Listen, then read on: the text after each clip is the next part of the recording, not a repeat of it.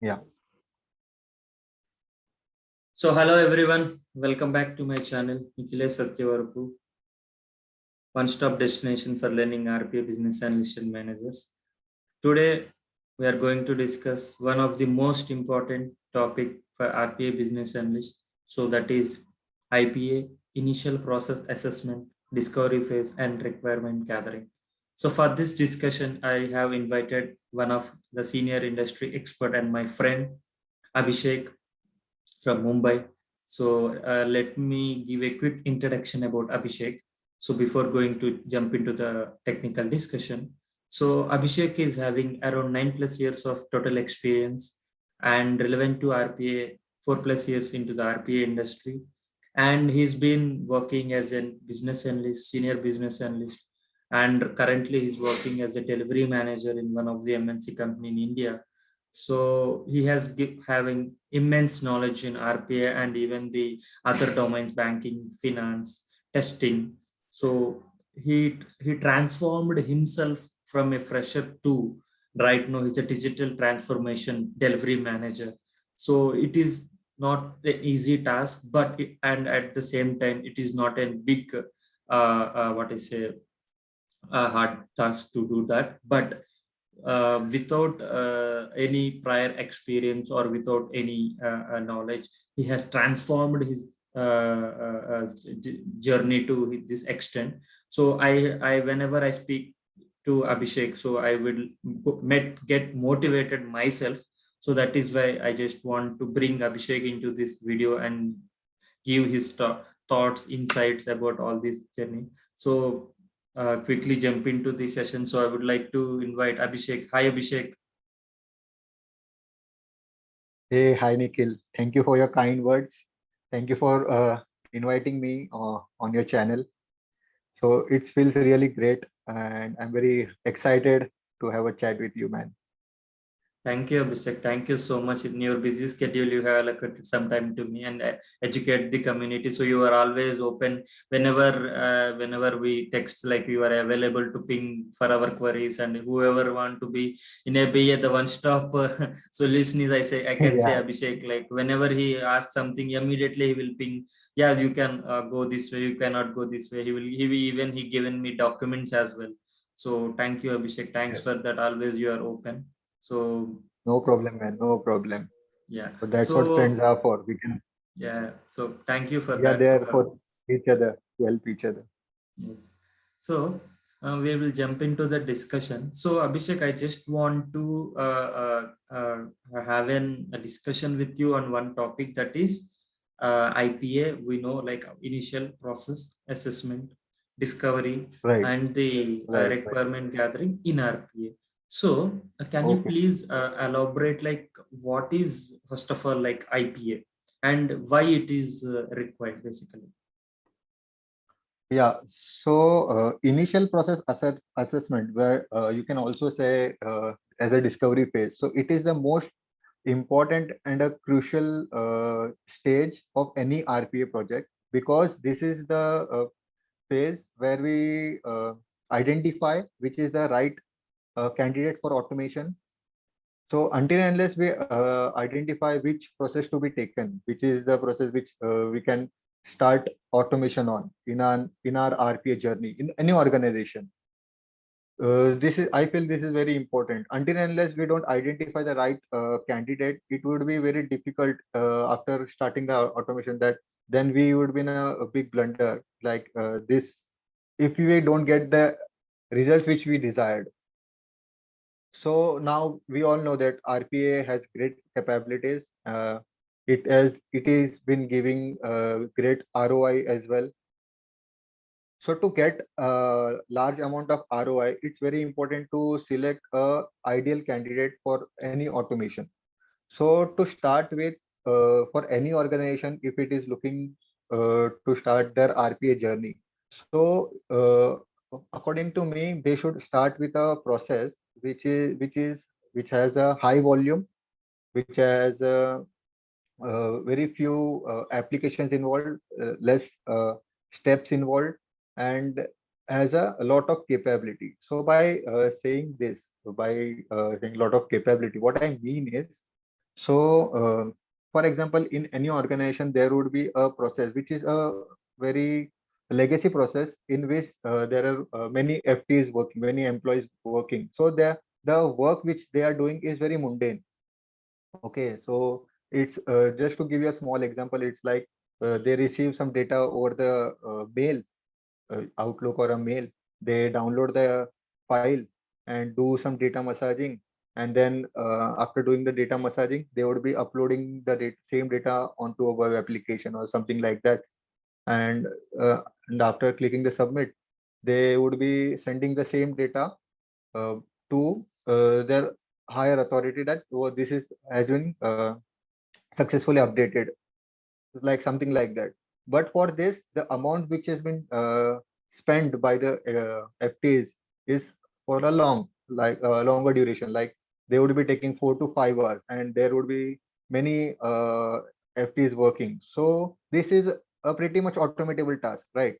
So I feel if a organization starts automation from this, so in this, what we identified is the volume is very high, then the FTs working in this project are high, and the amount the FTs are spending on this process is also high. So what when after the implementation of the RPA, the time spent by the bot is would be reduced drastically. So let's say if they were spending around 4 hours or 5 hours of time, it is possible that a bot would be doing the same work in half an hour or 1 hour, correct? And then it would be end-to-end automation, and the bot would be doing the same work 24 by 7. So the FTs would be reduced, so there would be saving. And by uh, implementing a bot, that bot would be working 24/7. So there would be no dependency on the employee. Like he would be just sitting there and he would be checking. So by this, even the person who was working initially in that project would be relieved from that mundane work, and he would be also engaged in some other activities as well, where he can grow more. So yeah, so that is the reason why this initial process assessment is very much important for any organization. So from this, if at the initial level only, if they are able to get higher results of RPA, then by setting this as a benchmark, they can also showcase the same results to other departments in the organization, and other department would be also willing to start thinking, yes, bot has so many capabilities and they can implement, and the journey would be very fruitful in the organization. The automation journey would be very fruitful. Got it, got it. What was a vast, complete explanation. Thank you so much. Thank you so much. And Yeah, yeah. so, in this IPA and the RPA projects, who is responsible for this IPA and the discovery phase and requirement gathering? Who is responsible, and who is going to take care of these stages, and what is their responsibilities usually? So for any IPA, like to identify the correct candidate for an automation, so there could be two people responsible. Like if an organization has set up their own COE, Center of Excellence, or a tech team, so in that there could be a person who would be just responsible for the discovery phase. So his role would be just to identify the processes where he can just sit with the SMEs and understand the processes, and then he can identify, yes, this processes are there which can be automated. Then apart from that, looking at the RPA team, if you say, then this role can be done by a business analyst, because a business analyst has has that sorry. So in RPA, as a RPA business analyst has that eye, that which are the processes he can automate, and which would be giving an higher ROI in the long future. So definitely these two persons are very important who can identify the processes. Yes, that's really good. So, here, if you say business analyst will be taking the requirements and all, so when you went to a customer, so who is not into the RPA background, so how you people will educate them, or how you will get done like whatever the data you require for your processes, how you will tackle this? This is a very good question, Niklesh. So, what happening is whenever we say that we are going to implement RPA, so when we explain the same thing to an SME who is or an executive who is working over there. So, first question is what is RPA? So when we explain like it's a robotic process automation. So when they hear the word robotics, so they feel that robot, so they feel very fancy. So like they get They very will feel chitti fascinated. robot. Yeah. So they are like, oh, the bot would be implemented, so bot can do wonders. So we don't need to do anything. So just we'll train the bot and bot would be doing everything. So, but in reality, it's not like that. So you and me would be knowing this thing. So it's very important to educate the executives like how exactly the bot is going to work. So it's the BA's responsibility to give the right education to the opposite person. So what I used to do is I used to explain the person very in a layman's term, like whenever for example a fresher has joined into his team. He has come right just from the college. He's a complete fresher, and now how are you going to train him? So he doesn't know anything. He doesn't know how to work on Excel, what this system is, what this application is, how to send a mail, and like that. So in the same way, we need to train the bot. So then I tell them like we need to train like this is the step from we need to go from A to B, B to C, C to D, and D to E. So this is the steps. Thus, the same way bot is going to mimic. Bot is just going to mimic whatever you're trained in, right? So then the executive would say like bot would be also thinking, right? तो bot तो ये भी कर लेगा, bot को तो समझ में आ जाएगा, एक बार सिखा दूंगा तो हो जाएगा. But in reality, it's not like that. Bot is just going to mimic your thing, whatever you have trained him. So doesn't have a mind. It is not it doesn't have that thinking capability yet. So if you ask bot to go to the cafeteria, he will just go to cafeteria. That's it. If you ask bot to go to cafeteria and bring water, he'll just bring the water. He won't check it is cold or hot water, and nothing like that. So in the same way, we need to explain the executive in a very layman's term. Then only the opposite person would be able to understand. Then he would be giving the uh, explanation of the process which is to be automated in that way. Then Yeah, that is really good point you brought. So thanks for that.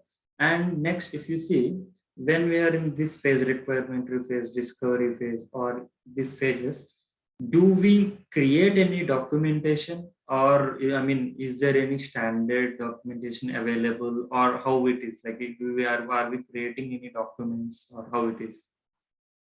yeah. So for a business analyst to do the requirement gathering. So before going to documentation part, it's very important to understand the complete process, understand everything, each and everything of the complete process which is to be automated. So for that, according to me, what I feel is BA should have certain what we say role. He should be very curious first of all. He should be excited to learn, to get to know, learn as much as possible about the process. He should be enthusiastic, like he should be eager to ask questions. Asking questions is very important for any business analyst. Like for example, to start with, like when what I used to do is, so I used to whenever I used to meet any SME and start my requirement gathering and all. So what I used to do is I used to ask him. So how many times do you run this complete process? So this is daily work, weekly work, or monthly work. So if it is weekly, then week may how many times do you do this process? How much time do you spend? So how much time do you take to complete one transaction from end to end? So दिन में कितने How, cases आता है? how many transactions are there? Yeah, how many? What is the volume? दिन में कितने cases आता है? So yeah, बाद में how many people are working on the same thing? So by this we are able to calculate that yes, so this has so much transaction, this has so much volume, the frequency is so much. Then we can also get to know that the bot which would be deploying, it would be what we say attended robot or an unattended robot.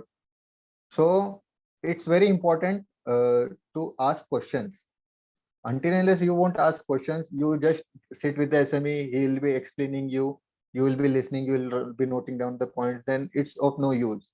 Then what would happen is after going into the, you will be creating the documents, then you will be explaining the same whatever you have learned from the SME, you will be explaining the same thing to the developer. Then developer would be asking the question, how this happened, how from how to go from here to here, then What is the why is this exception? happening? Yeah. So that time you will be completely blank.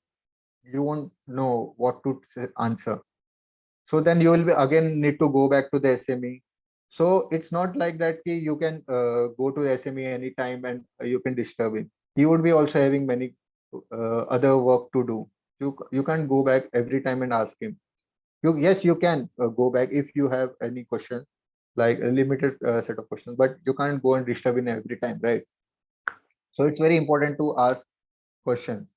After this, yes, documentation also plays a very important role in the RPA implementation. So first of all, we start with the high level diagram of the Process process. map. So in this, yeah. So this is very high level. So in this, what we do is just we identify how many applications are there. So like if I give example earlier, like there is an mail from where we get the input file, the Excel is there, then we do the data entry into an application, then again we send the mail. So here, how many applications were there? Mailbox, Excel, web application. That's it. Only three applications. So we can create a high level diagram. By this, we get to know, yes, there are three applications and there are so many steps involved. So after this, we'll drill down. We go much, and after this, then we define the scope. So scope and everything comes in the PDD, which is known also called as process design document.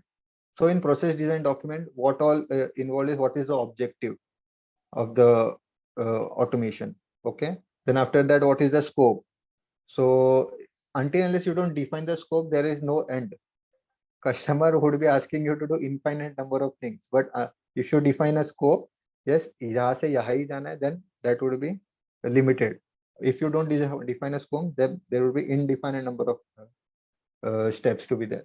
Then after that, you have created the high level diagram. Then you create an as is process flow. So this as is process flow contains the minute details of the flow, like what are the steps, exact steps involved, and if else every condition is involved. So it is nothing but the flow diagram which we have learned in during our engineering days or degree. So after this, in some organization, what they do is they also add the 2B diagram as well. So 2B diagram is nothing but the solution. So one is as is. As is means how the executive is currently working on the process. Okay. And then the 2B means jo hoga, 2B, what is going to be. Okay. In that, how it would be the complete solution of the process, how the bot is going to work, how the after the implementation of the bot, how the bot is what would be the workflow involved. Okay. So complete solutioning would be there.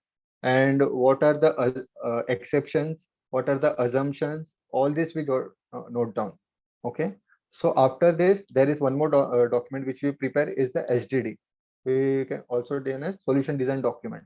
So when I used to do documentation, I used to keep as is in the PDD. Okay. And to be, I used to keep it in the SDD. So in HDD, I used to cover the to be part, then the exceptions, assumptions, then the email triggers, then alerting mechanism, and all those things would be present in the HDD document. So whenever you prepare any document, it's very important to take the sign off as well. So after the preparation of the PDD, you submit the PDD to the client. He would go through this, he would be providing sign off. So by this, what happens is first the client understands, yes, your understanding is correct or not. He would be going through a complete document, complete steps. If there is anything missed, he would be correcting it. Then you will create a second version of it. And then again, it's very important to versionize the documents as well, so that you also keep a track. Like first document, this was there. Then after in second version, this was added. Then third, this was added. So it's very important to versionize as well your documents. Okay. So after the client gives you the sign off, that means yes, this understanding is correct. And then later, even if the client says that I didn't say this was not part of the process, or you missed this thing, so that won't happen if the sign off is there. So sign off is like, it would be like a Bible for you. Like this is done and dusted now. यही follow करना है हमें. Okay. And then after that, the solution. After you prepare the HDD, after the preparation of the HDD, you give the complete understanding how the bot is going to the work to the client. So you give a complete demonstration, a short demonstration, how the bot is going to work, and submit that document. Again, take the sign off, and then the development work starts. So Got it. so all this work has been done by the BA. Yeah. So you covered my next question. I have 3 questions, but you covered in this point only. So that is yeah, that is really good, really good, really good. You have covered everything. So let me go this way. So in this complete IPA requirement and all, like what kind of challenges we do face? We do face a number of challenges. So what kind of challenges you faced, or people generally face, and how we need to go through it usually? So in RPA, the biggest challenge is making people understand that the bot which we are implementing, is a dumb bot. He doesn't have any mind. He doesn't think. He would be just doing the work which you have trained him. That's it. He won't be doing anything else apart from what you had trained him. First of all, this thing. So like I said earlier, what happens is when you say a bot is there, so the expectations of the customer or a client or a person who is automating his process grows drastically. So he expects a lot to be done by the bot. So he would be like, bot ये भी करना चाहिए, bot वो भी करना चाहिए. इतना ही क्यों, bot ऐसा नहीं कर सकता, bot डेटा मसाजिंग नहीं कर सकता, bot ये नहीं कर सकता. सर सब कुछ कर सकता है, आपने ट्रेनिंग दिया. So it's very important to that's why the role of a business analyst becomes very crucial, so that he is able to jot down every minute detail of the process. If he misses any single detail, then the project can go for a toss. So apart from this, the challenges which comes are many times it happens like there would be some part which might by mistakenly missed by the client in while during explanation or giving the walkthrough of the process. So but after even the sign off has been given and everything is done, even the 2B has been signed off, we have done the development, but after the development is done, the bot is working, is to be expected to be working some way. but it's not working that way. It's working some another way. We have stuck on some part. Then it is identified that the customer didn't tell us this thing, or he has missed it. So again, the project could go for a toss. So that's why it becomes again very important for a SME also to give proper steps, each and every step. So why this happens is I'll tell you, because the person who has been working on the process has been working from years. Okay, it would be 2 years, 3 years, 4 years. So by working on the same process for so many years, what he thinks is सामने वाले को भी आ जाएगा ये। मैं एक बार बता दूंगा वो समझ जाएगा. But it's not like that. The BA who is sitting with him, he is looking at the system, who is going through the process, he is looking at it for the first time. So it's very difficult for him also to understand the process. So for this, what I used to follow is, when I was a BA, I used to, taking the, so tell you about this later, to how to overcome these challenges. So now we are discussing challenges. So this is one more challenge. Then demonstration. While giving demo, it's very actually it's very difficult for the client also to visualize things. When we give any solution demo, so for a client it's very difficult to visualize like how the flow is going completely. So it becomes very tricky sometimes to explain how it is going to be.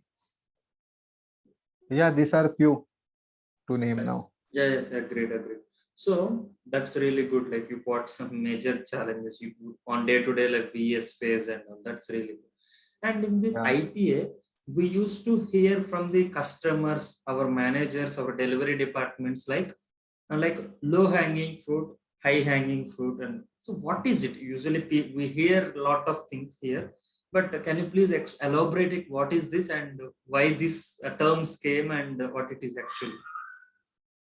So, like I told you initially, at the start of when we say which is the right ideal candidate for automation.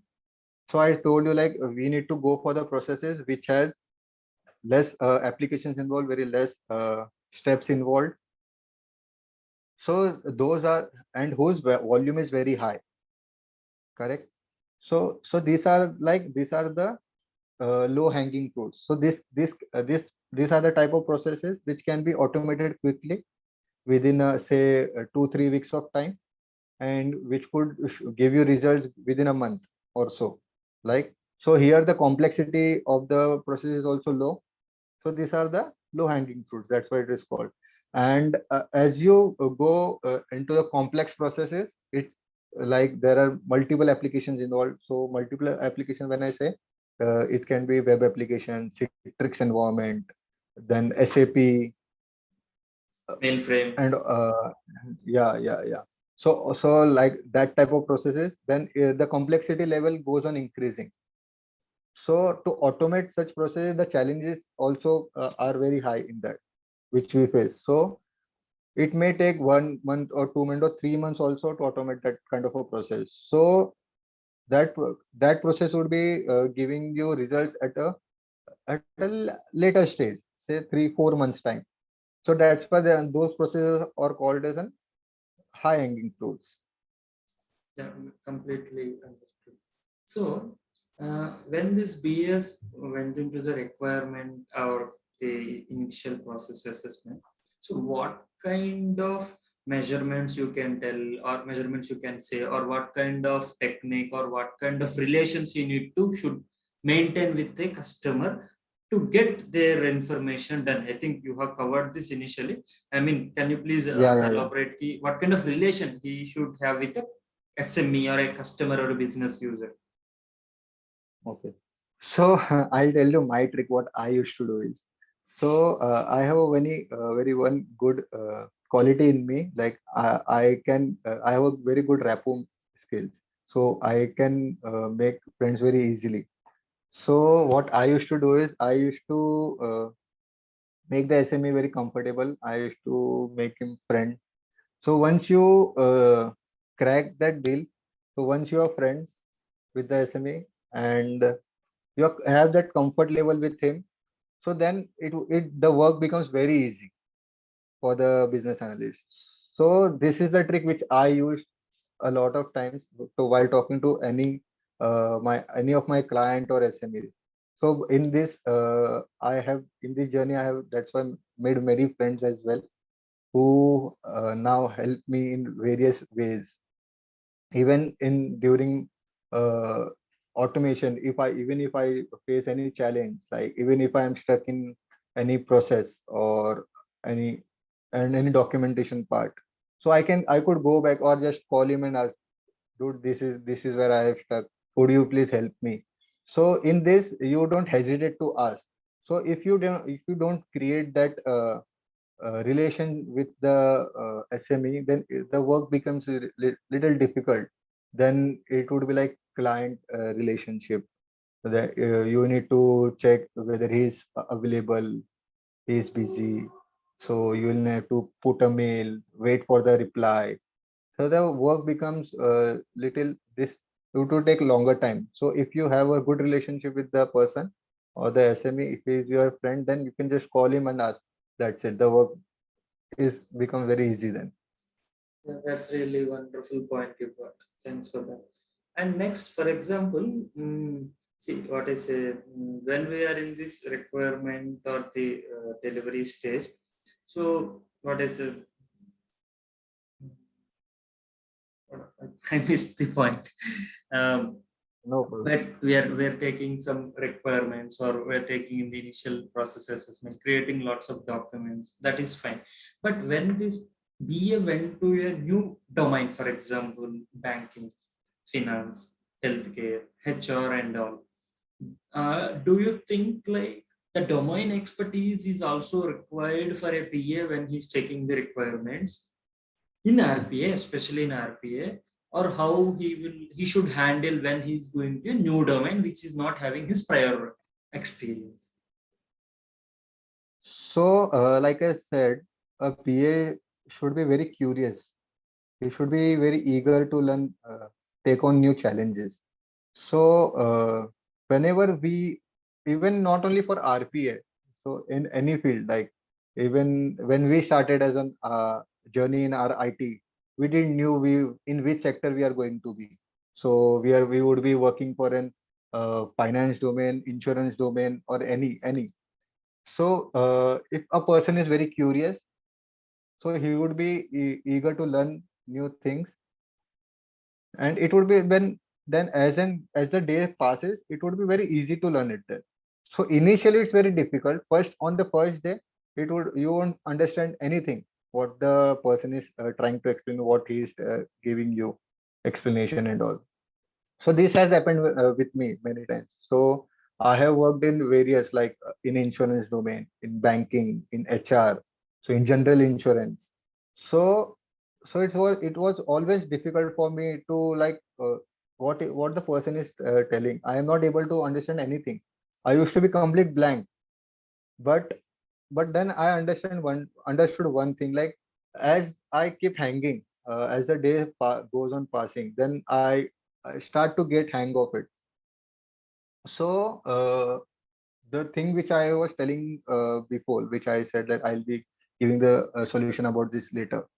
So what I used to do is whenever any walkthrough I used to take about a new process or a new system which is to be automated. After taking the walkthrough from the person, I used to sit myself and do the complete hands-on of the process. I used to do the complete process end to end by myself manually, as the same way the person who is working on the process. So by this, what happens is I'll get to learn the whole system. I'll get to know the system in and out, not completely, at least 10-20%. So as I keep on doing this every day, so then even after later, like when we give the demo to the developer, and if the developer comes up with any question, then at that time we are prepared. I was prepared to answer him any question he would ask. Then I at that time uh, I was not required to go to the SME and ask him. because I was well versed with the process. So, and also with this, what would happen is I will also get to know about the system and about the flow and about the little bit knowledge of the domain as well, because every domain has got its own terms which they use on daily basis. So it's for first day, it's very difficult. It gets very difficult for us to understand what are they talking about, what are they saying. So when we start doing everything manually by our own self, then you get used to all these things. So this is a trick which I used to do. Yeah, got it. It's completely understood. So, final question I have, like, what are the tips or advices you give who for a BA who is going to a requirement gathering, like tips, Mando, advanced techniques or whatever? What are the advices you can give to a BA who goes to the requirement gathering and all? So to any business analyst, I would say again the same thing is be curious. Always be curious. Even in life, this applies. Until unless you are not curious, you won't be excited about anything. So if you are curious and eager to know and learn new things, then the work and the life becomes very easy. So, and after this, it's very important to ask questions. So until unless you don't ask questions, it won't help you. So if you ask questions, like I said, mentioned earlier, so then you will able to get to know about the process. In the process of asking questions, you also start making relation with the SME or executive. Then the conversation happen. So initially it would be a we need some icebreaker to build some kind of a bond with the person. So when you talk, discuss, and ask questions, he will be answering. So in that process, you also create some kind of a bond and relationship with that person. Then the work makes very easy. So, And got it. yeah, after this, the documentation, you should be really very careful in making your documents, because if you miss, like I said, if you miss any single point, it's going to haunt you back later. Correct. Yeah. That got it. It's wonderful, wonderful tips. I think we have covered everything apart from the third stages, but we have covered most of the points from the IPA discovery phase and requirement gathering. Even you have given wonderful suggestions, tips, and you shared your personal ideas as well. So Yeah, that's I just hope whatever my experience was, it was making some sense, yes. and I just hope it's helpful for the whoever is looking at this video or are listening to our conversation. Yeah, that's really wonderful. So I think it was a fruitful discussion. Thank you so much, Abhishek, for coming and giving me wonderful insights No problem, man. about No the problem. topic. So that's it about the video, guys. I think we can cover on more topic whenever Abhishek is available. Yeah, I'm always available for you, man. Thank you so much, bro. Thank you so much. Thank you.